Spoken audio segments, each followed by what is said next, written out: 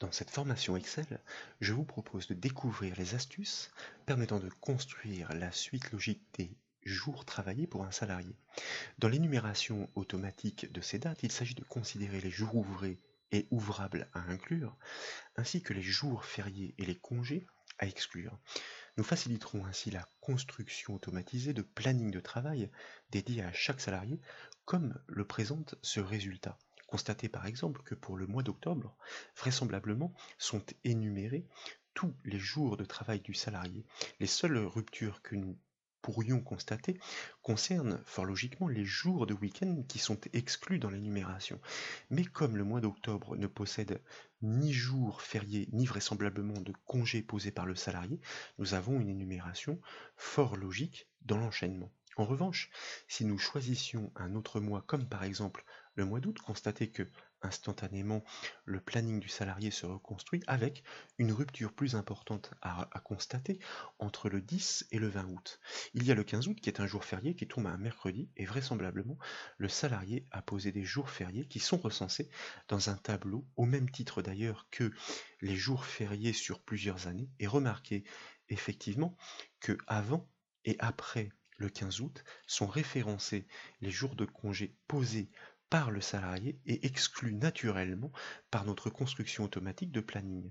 Autre constat, si nous choisissons désormais le mois de mai, bien que passé, très intéressant, car il propose de nombreux jours fériés. Vous remarquez que le planning de travail du salarié se restreint considérablement, car il ne reste pas beaucoup de jours dans l'énumération. Tout d'abord, le 1er mai est fort logiquement exclu, ainsi que le 8 mai, qui sont des jours fériés.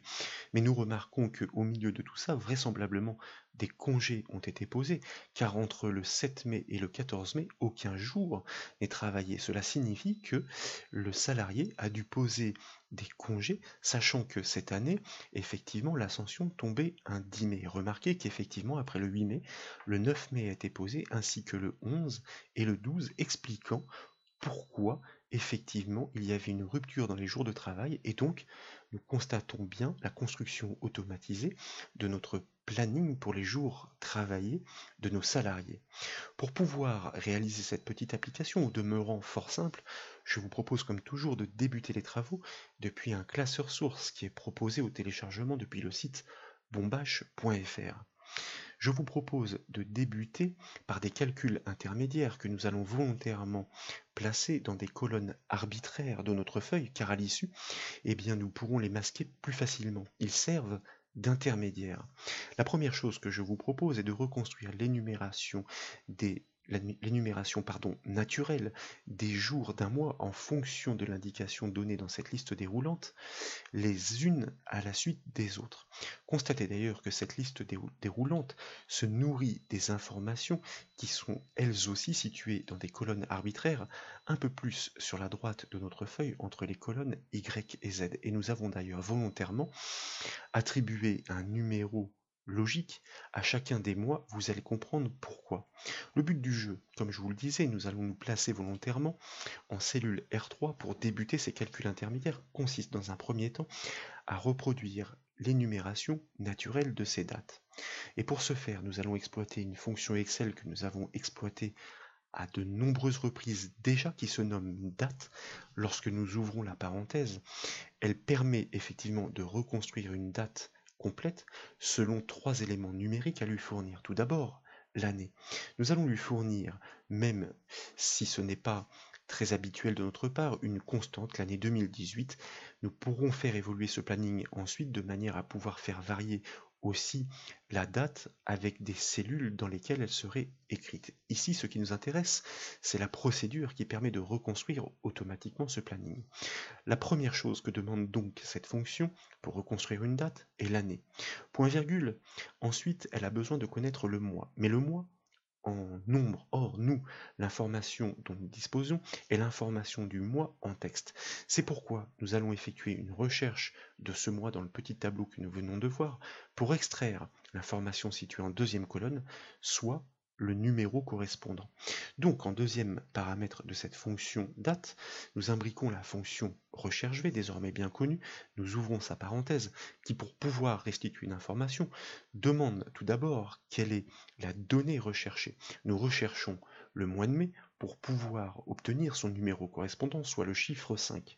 Point virgule, nous devons ensuite lui indiquer, comme l'indique l'infobulle, à quel endroit nous effectuons cette recherche. Donc, nous allons tout simplement sélectionner intégralement le tableau de recherche à la souris. Point virgule, ensuite, nous devons lui indiquer le numéro de colonne dans laquelle se situe l'information à retourner. Le chiffre 2 pour indiquer donc la deuxième colonne par rapport à la sélection. Et puis, nous terminons comme souvent par le boolean info, car nous souhaitons effectuer une recherche selon une correspondance exacte. Nous fermons la parenthèse de notre fonction recherche V, mais n'oubliez pas que nous sommes toujours en train de renseigner les arguments de la fonction date. Et à ce stade, nous lui avons donc donné la date en dur 2018 et vraisemblablement le numéro de mois dynamique correspondant au choix effectué dans la liste déroulante. Le 5 pour le mois de mai. C'est l'information située en colonne 2 par rapport au mois recherché qui a été restitué. Nous devons donc lui indiquer maintenant, point virgule, comme l'indique cette infobulle, eh bien l'information sur le jour. Nous souhaitons partir du premier jour du mois, donc nous saisissons le chiffre 1 et nous fermons la parenthèse de notre fonction date. Mais ce n'est pas terminé, nous allons retrancher une unité, moins 1, et vous allez bientôt comprendre pourquoi, afin de débuter non pas du premier jour du mois, mais du jour précédent. Nous validons ce calcul par contrôle entrée ou par la touche entrée, et nous allons nous replacer sur la première cellule ainsi générée. Effectivement, nous n'obtenons pas le 1er mai 2018, puisque c'est bien le mois de mai qui est sélectionné ici, mais le 30 avril 2018. Et pour construire cette énumération naturelle, eh bien, il s'agit de prélever la date qui est située juste au-dessus et de lui ajouter un jour.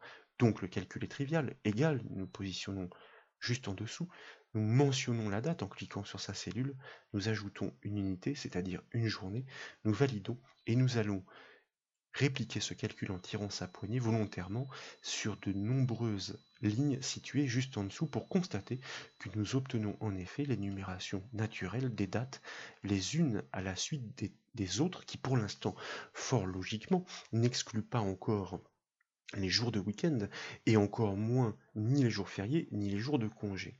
Mais c'est une première étape dans nos calculs intermédiaires. Sur la base donc de ces résultats qui sont bien dynamiques et pour preuve, si désormais nous sélectionnons le mois de juin, eh bien vous constatez que nos calculs se mettent à jour pour débuter du 31 mai, soit le jour qui précède le premier jour du mois de juin, le 1er juin, le 2 juin, etc. Donc sur la base de ces calculs intermédiaires dynamiques, nous allons chercher maintenant à produire dans la colonne qui est située juste à sa droite uniquement les jours ouvrables, c'est-à-dire les jours travaillés. Et pour ce faire, nous allons exploiter une fonction que nous avions déjà présentée dans une formation qui énumérait de façon très détaillée toutes les subtilités sur la manipulation des dates et des heures avec Excel. Nous pourrions choisir indifféremment la première ou la deuxième de ces deux fonctions, série jour ouvre ou série jour ouvre INTL. Nous allons choisir la seconde et je vous explique pourquoi. La première considère que eh bien, les jours de week-end sont naturellement le samedi et le dimanche. La seconde, elle, permet de les définir car selon la nature de votre activité, eh bien, les jours vaqués peuvent très bien n'être que le dimanche et le lundi ou simplement le lundi et le samedi peut très bien correspondre à un jour travaillé. Donc nous avons la souplesse pour pouvoir définir ces éléments dans cette fonction. Nous allons lui indiquer à cette fonction série jour ouvre INTL qui doit produire uniquement les jours ouvrables, quelle est la date à partir de laquelle nous souhaitons justement restituer ces informations. Donc la date de départ qui est située juste à côté. Point virgule, le nombre de jours que nous ajoutons. Nous ajoutons un jour. C'est pourquoi nous sommes partis, c'est l'astuce qui permet de produire ces jours ouvrables, du jour précédent le premier jour du mois. Car justement, puisque nous partons du précédent, si nous ajoutons un jour, eh bien, nous sommes susceptibles de produire le premier jour du mois, si tant est qu'il s'agisse bien d'un jour ouvrable, c'est-à-dire ni férié, ni congé, ni week-end. Point virgule, nous passons dans le troisième argument de cette fonction qui, comme je vous le disais, permet de définir selon la nature de votre activité quels sont les jours de la semaine qui ne sont pas travaillés. Nous allons rester classiques quant à nous en conservant le samedi et le dimanche, mais nous pourrions très bien définir seulement le lundi en saisissant le nombre 12 par exemple. Ici, c'est l'argument 1, le chiffre 1, pour le samedi et le dimanche. Enfin, nous allons lui indiquer, par la plage de cellules à sélectionner, quels sont tous les jours à exclure dans l'énumération pour la reproduction de ce planning naturel des jours travaillés, soit tous les jours fériés, tous les jours de congé. Donc, Une fois que nous avons tapé le point-virgule, nous basculons sur notre feuille jour férié et là, nous allons sélectionner l'intégralité du tableau, c'est-à-dire l'ensemble des années, si bien que notre planning pourra évoluer pour toutes les années qui sont prévues ici jusqu'à 2022 et en l'occurrence qui considère aussi pour ce salarié, donc adapté aux différents salariés, et bien tous les congés qu'il a posés, ils sont bien dans l'énumération, dans la sélection. N'oublions pas néanmoins de bien penser à figer avec la touche F4 du clavier cette plage de cellules. Pourquoi? Nous allons répliquer ce calcul sur les lignes du dessous pour produire tous les jours ouvrables. Mais les jours fériés qui vont devoir être exclus sont toujours compris entre ces bornes inamovibles, c'est-à-dire de C5 à I15 qui ne doivent pas se déplacer en même temps que le calcul. Nous les figeons donc avec la touche F4 du clavier. Nous fermons la parenthèse de notre fonction série jour ouvre INTL, nous validons le calcul par contrôle entrée pour conserver la cellule active et nous allons répliquer cette logique en double-cliquant sur la poignée du calcul pour constater que vraisemblablement, même s'il y a des remarques à faire, non seulement les jours de week-end sont bien exclus, mais aussi les jours fériés et les jours de congé posés par le salarié. Nous sommes au mois de juin, donc a priori il n'y a pas de jour de congé posé pour ce salarié. Nous allons revenir sur le mois de mai pour que la démonstration soit plus flagrante et repenser notre énumération pour faire quelques remarques. Nous partons donc du lundi 30 avril et nous avons demandé à notre fonction série jour ouvre INTL de produire le prochain jour ouvrable. Eh bien, après le 30 avril, c'est le 1er mai. Le 1er mai est un jour férié recensé dans notre tableau, tel que nous l'avons mentionné, si bien qu'il est exclu, comme vous le constatez, et finalement, le prochain, plus 1, donc celui qui est proposé, est naturellement le mercredi 2 mai, comme vous le remarquez ici. Et il est proposé 2 fois, pourquoi? Eh bien parce que lorsque nous sommes au 30 avril, le prochain qui est proposé, le prochain jour ouvrable, c'est le 2 mai. Lorsque nous arrivons au 1er mai, le prochain jour ouvrable est toujours le 2 mai. Puis nous reprenons l'énumération naturelle, 3 mai, 4 mai, etc. Nous arrivons aux jours de week-end qui sont naturellement exclus. Donc au vendredi, le prochain jour ouvrable, eh bien le 7 mai. Au samedi, c'est toujours le 7 mai. Au dimanche, c'est toujours le 7 mai. Et constatez que ici, il y a une grande rupture à partir du 8 mai, vraisemblablement à cause non seulement des jours fériés, mais aussi des jours de congé. Qu'en est-il si nous consultons effectivement notre tableau? Effectivement, le 8 mai est un jour en 2018 qui est recensé comme férié, comme chaque année d'ailleurs, et dans l'enchaînement, le salarié a posé le 9 mai, le 10 mai est le jour de l'ascension, donc il n'est pas travaillé, et le salarié, judicieusement, a fait le pont, donc a posé le 11 et le 12 mai. Si bien que, lorsque nous arrivons au lundi 7 mai, ici, et que nous passons le week-end, nous débouchons sur le 8 mai qui est férié, nous avons donc le 9 mai qui est posé, le 10 mai qui est férié, le 11 mai qui est posé, le 12 mai, donc le travail reprend après le week-end qui est exclu, au lundi 14 mai qui est répété de nombreuses fois à cause de tous ces jours qui ne sont pas considérés comme ouvrables. Et bien donc, l'astuce consiste pour pouvoir construire notre planning automatisé à repérer dans cette dernière colonne intermédiaire uniquement les dates uniques qui ne sont pas redondantes, avec des calculs de repérage tels que nous les avons mis en œuvre à de nombreuses reprises pour extraire des informations de base de données. Le principe consiste à faire un test grâce à la fonction si. Ce critère, quel est-il? Sur une plage de cellules qui va progresser en même temps que le calcul, nous souhaitons savoir si la date qui est en cours d'étude, celle qui est en regard, a déjà été dénombrée ou non. Si c'est le cas, nous ne devons pas la repérer. Si, par contre, c'est la première fois, elle est considérée comme unique, nous devons la repérer.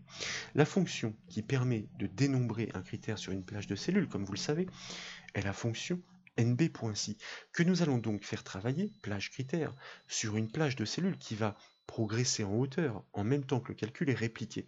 Nous la faisons donc débuter de la cellule située juste au-dessus. Nous enfonçons la touche 2 points du clavier pour générer une plage artificielle S2 et S2 et nous allons prendre soin de resélectionner seulement la première des deux pour ne figer que la borne supérieure, si bien que lorsque nous répliquerons le calcul, l'étude se fera sur une plage de cellules qui va progresser en même temps que le calcul est répliqué. Car si nous dénombrions maintenant la présence du mercredi 2 mai sur l'intégralité de la plage, forcément il serait déjà trouvé de nombreuses fois, ne serait-ce que la première fois où il est proposée. À chaque fois, notre critère serait vérifié et aucune date ne serait ainsi marquée. Point virgule donc, quel critère devons-nous compter sur cette plage qui va progresser? Eh bien la date en cours qui n'est pas encore incluse, comme vous le constatez, dans cette plage de cellules. Nous fermons la parenthèse de cette fonction nb.si. Comme nous sommes dans la zone de critères de la fonction si, le test consiste à vérifier si ce dénombrement est positif. S'il est positif, lorsque nous allons répliquer le calcul, eh bien ça veut dire que le 2 mai a déjà été compté le mercredi 2 mai. Donc il ne faut plus le repérer. Alors, eh bien, deux guillemets pour conserver la cellule vide. Dans le cas contraire, ça sous-entend que cette date est proposée pour la première fois. Nous devons la repérer, mais par un numéro incrémenté qui va faciliter l'extraction. Et là encore, nous répliquons des astuces que nous avions mises en œuvre dans les formations d'extraction de données de base de données. Nous exploitons la fonction max, elle aussi, sur une plage de cellules qui va grandir en même temps que le calcul, précisément sur la colonne du calcul, T2 donc que nous désignons. Nous enfonçons les deux points du clavier pour générer comme précédemment, cette plage artificielle. Nous revenons sur la borne supérieure que nous figeons seule, de manière à ce que cette plage progresse en hauteur en même temps que le calcul est répliqué. La fonction max, comme vous le savez, sur cette plage de cellules, au fur et à mesure qu'elle va grandir, va retourner la plus grande des valeurs qu'elle a trouvées, à laquelle nous allons ajouter une unité. Comme cette plage progresse en même temps que le calcul, à chaque fois qu'un nombre est trouvé, elle va lui ajouter 1. Donc la première date va être repérée par le chiffre 1, la deuxième par le 2, la troisième par le 3, etc. etc. Et c'est cette énumération naturelle qui va nous simplifier l'extraction des dates pour la construction du planning automatique sur uniquement les jours ouvrables. Nous fermons la parenthèse de notre fonction si, puisque nous avons enseigné la branche alors et la branche sinon. Nous validons le calcul par contrôle entrée. Ne vous inquiétez pas pour l'instant du format qui donne une date, car Excel pense travailler sur une date, ce n'est pas grave. Nous allons commencer par répliquer la logique du calcul en double-cliquant sur la poignée de la formule pour constater que vraisemblablement il y a bien une rupture, et nous allons tout simplement forcer Excel à comprendre qu'il s'agit de nombres et qu'il ne doit pas essayer de transcrire ces valeurs en date. Et d'ailleurs, vous remarquez qu'effectivement, les résultats naturellement produits grâce à la fonction max sont des nombres incrémentés à chaque fois, en effet, qu'une date n'a jamais été proposée auparavant. Ce qui est tout à fait naturel pour la première d'entre elles. Constatez que, par contre, pour la première des redondances, elle est ignorée. Le 3 mai, le 4 mai et le 7 mai, tout va bien, sachant qu'entre-temps, les jours de week-end sont exclus. Mais là, nous avons une redondance sur les 7 mai qui n'est plus proposée, si bien que nous pourrons l'ignorer dans l'extraction puisque aucun numéro ne repère cette date, et nous arrivons au 14 mai, le premier est bien repéré comme unique, toutes les redondances sont ignorées. Nous allons donc pouvoir exploiter ces numéros pour l'extraction avec le dernier calcul, celui qui va nous permettre de finaliser notre construction automatisée de planning sur les jours ouvrables. L'astuce, encore une fois, est une réplication des techniques que nous avons apprises dans les calculs d'extraction de données des références de bases de données. Tout d'abord, nous allons inclure ces formules d'extraction dans une fonction si-erreur comme toujours, car je vous rappelle que les fonctions d'extraction, en l'occurrence ici index et equif que nous allons imbriquer, si elles ne trouvent pas les données que nous leur demandons de rechercher, vont retourner des erreurs. Nous souhaitons éviter cela. Nous souhaitons donc extraire les données grâce à la fonction index que nous imbriquons dans la fonction si-erreur. Lorsque nous ouvrons la parenthèse, la fonction index permet effectivement de restituer des informations d'une base de données en fonction d'une information située au croisement d'une ligne et d'une colonne. Tout d'abord, nous devons renseigner la base de données. Pour ne pas nous embêter, nous allons tout simplement désigner les deux colonnes S et T intégralement pour un calcul dynamique. En S, effectivement, nous avons l'information à restituer, la date unique. Par contre, le repérage s'effectue en colonne T. Ok. Nous revenons donc dans la construction de notre formule. Point virgule, nous devons maintenant indiquer à cette fonction index quel est l'indice de ligne de l'information à extraire. Celle-ci est dynamique, elle dépend de la position de ce numéro incrémenté. C'est la raison pour laquelle nous lui imbriquons, comme nous le faisons souvent, la fonction equif qui, je vous rappelle, permet de retourner précisément l'indice de ligne d'une valeur cherchée dans une colonne. Cette valeur cherchée, c'est d'abord le numéro 1, puis le numéro 2, puis le numéro 3.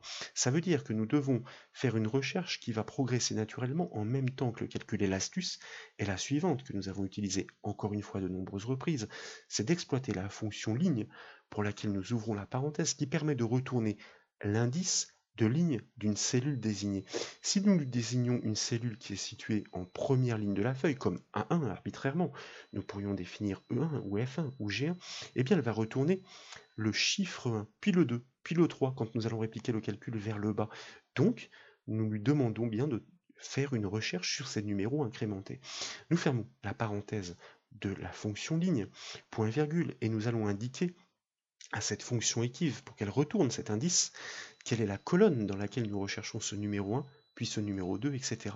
Eh bien, comme précédemment, nous allons désigner intégralement la colonne de recherche en cliquant sur son étiquette, soit TT, et puis nous finissons la construction de notre fonction équive, point virgule, avec le chiffre 0 comme souvent pour demander une recherche selon une correspondance exacte. Et nous fermons la parenthèse de notre fonction équive, qui à ce stade est censée avoir retourné l'indice de ligne de l'information recherchée du numéro 1 pour extraire le mercredi 2 mai, du numéro 2 pour extraire le jeudi 3 mai. Donc nous devons encore indiquer l'indice de colonne pour la fonction index dans laquelle se situe l'information à extraire, point virgule. Donc numéro de colonne de la fonction index, eh bien par rapport à la sélection, il s'agit de la première, chiffre 1, c'est suffisant, si bien que petit à petit, nous arrivons à la fin de la construction de notre fonction d'extraction, puisque nous avons renseigné tous les éléments pour la fonction index. Nous fermons donc la parenthèse de notre fonction index. Laissez-vous guider par l'infobulle qui vous rappelle que vous êtes en train de construire la fonction si erreur, donc il ne faut pas oublier de renseigner son dernier argument, point virgule. Que faisons-nous si une erreur est détectée, que l'élément n'est pas trouvé? Eh bien, nous ne faisons rien, nous le mentionnons avec 2 guillemets pour conserver la cellule vide, et nous fermons la parenthèse de notre formule. Nous validons le calcul par contrôle-entrée pour conserver la cellule vide et constater que nous réceptionnons vraisemblablement le premier jour ouvrable, travaillé en tout cas, pour ce salarié et pour le mois de mai.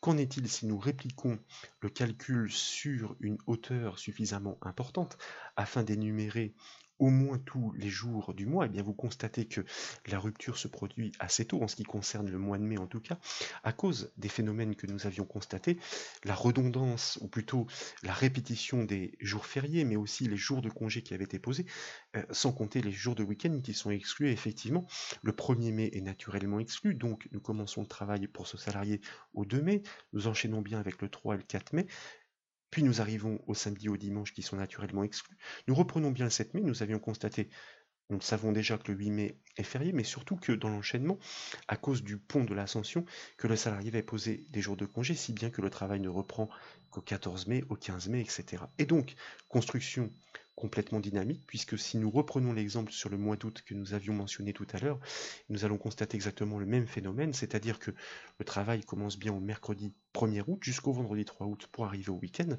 reprend bien toute la semaine suivante naturellement, mais lorsqu'il arrive au 15 août, la rupture est constatée à cause de ce jour férié et des jours de congé que le salarié a posés avant et après le 15 août. Donc une construction qui est tout à fait automatisée pour les plannings des salariés, en excluant les jours de week-end, je vous le rappelle, mais aussi les jours fériés et les jours de congé. À l'issue, pour avoir un rendu suffisamment satisfaisant, il convient de masquer et non de supprimer ces colonnes qui ont servi de calcul intermédiaire. Elles doivent toujours être présentes pour que notre feuille de calcul soit fonctionnelle. Constatez que lorsque nous reprenons l'énumération pour un mois qui vraisemblablement ne propose pas de jour férié, en tout cas pas de congé, ici nous avions juste besoin d'ajuster la largeur de colonne, alors forcément au mois de novembre il y a bien des jours fériés puisqu'il y a le 1er novembre, mais en l'occurrence ici, oui c'était bien un jeudi 1er novembre, donc il est exclu, nous commençons au vendredi 2 novembre, donc vous voyez nous découvrons que notre construction est parfaitement fonctionnelle et automatisée en temps réel, et que forcément nous reprenons le travail au lundi 5 et que nous allons avoir de nouveau une rupture. Eh bien non, puisque le 11 novembre tombe un dimanche cette année, donc pas de jour férié. Nous reprenons donc l'énumération des jours travaillés à partir du 12 novembre, etc. Qu'en est-il si nous choisissions par exemple le mois de décembre. Pour l'instant, vraisemblablement, les jours de congé n'ont pas été posés, mais vous constatez que, fort logiquement, le 25 décembre n'est pas travaillé, donc le mardi est exclu. Il est naturellement exclu par tous nos calculs intermédiaires et nos calculs d'extraction qui ont permis cette construction automatisée de planning pour nos salariés en considérant encore une fois jours fériés et congés. Voilà pour cette petite démonstration, j'espère que cette vidéo vous a plu. Si c'est le cas, comme toujours, je compte sur vous pour mettre un petit j'aime. Et comme vous le savez, vous pouvez retrouver toutes les autres formations sur le site bombache.fr. Je vous remercie.